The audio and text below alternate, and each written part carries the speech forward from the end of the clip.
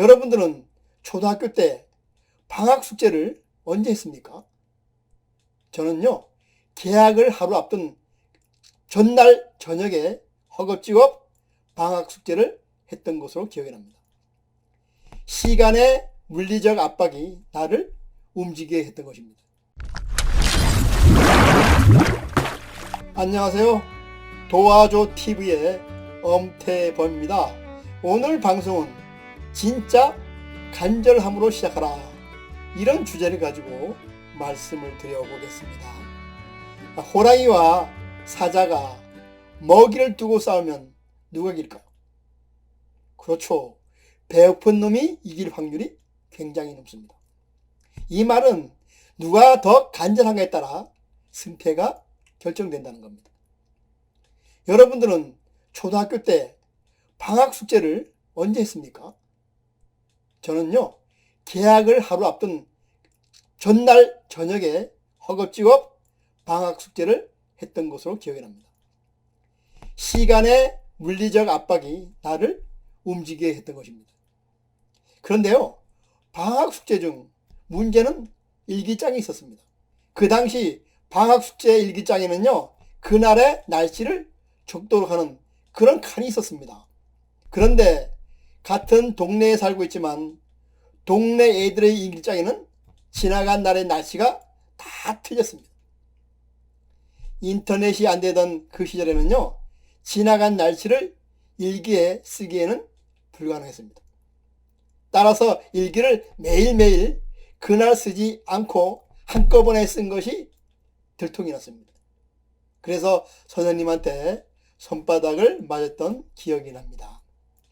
70대 구멍가게 할머니는요, 점포에 있는 모든 물건의 종류와 물건값을 훤히 다 깨고 있습니다. 그러나 젊은 대학생 알바 직원은요, 이것을 다 외우지 못하는 경우가 많습니다. 젊은 대학생 알바 직원의 기억력이 70대 주인 할머니보다 좋지 못한 것일까요? 아마 이것은요, 주인과 직원이 서로 다른 위치와 간절함의 차이에서 오는 것으로 봅니다. 이 세상살이도 이와 비슷하다고 생각합니다. 일의 성공은요, 간절함에 정비례하는 경우가 많습니다. 간절하면 간절할수록 그 욕구를 자극해서 일을 성사시킬 수 있다는 겁니다.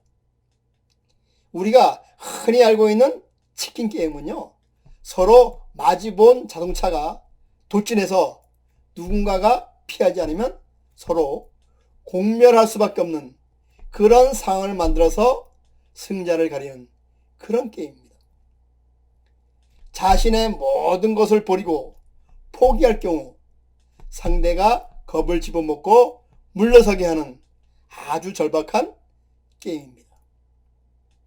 자신이 어떤 희생을 치르더라도 절대 포기하거나 물러서지 않겠다는 강한 확신을 상대방에게 줌으로써 상대가 물러나게 하는 그런 전략입니다.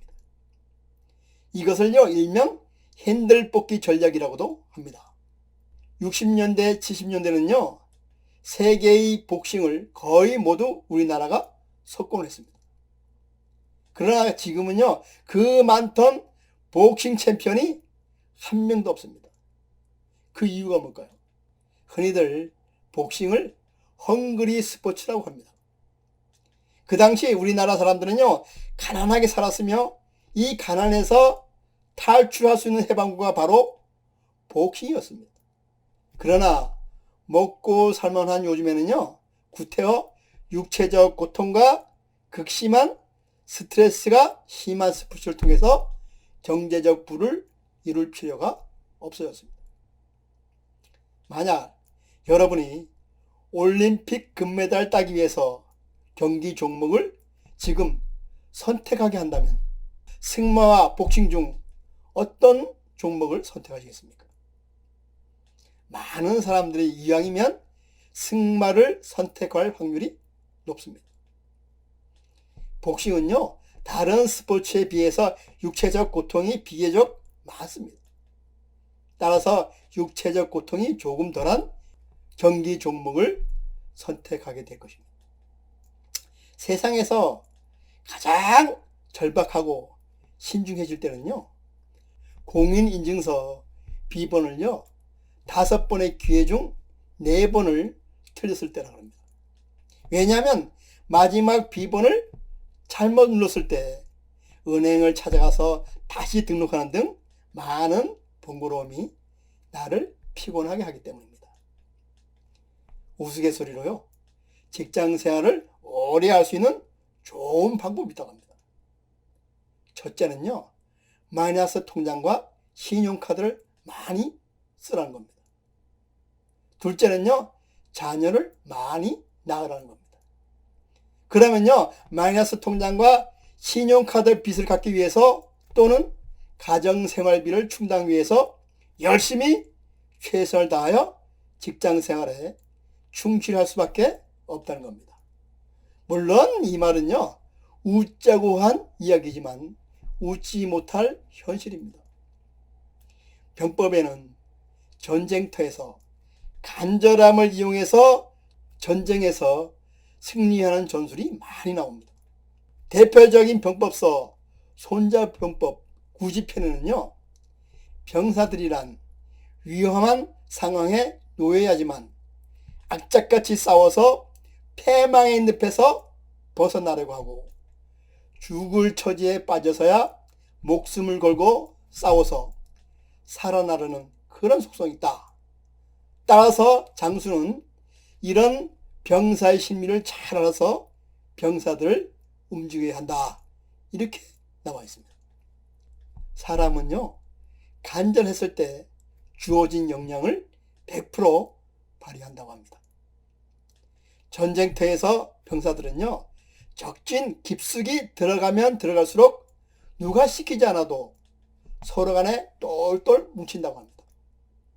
특히 테러가 차단되었을 때는요, 서로 더 뭉치고 화합하며 협력을 한다고 합니다.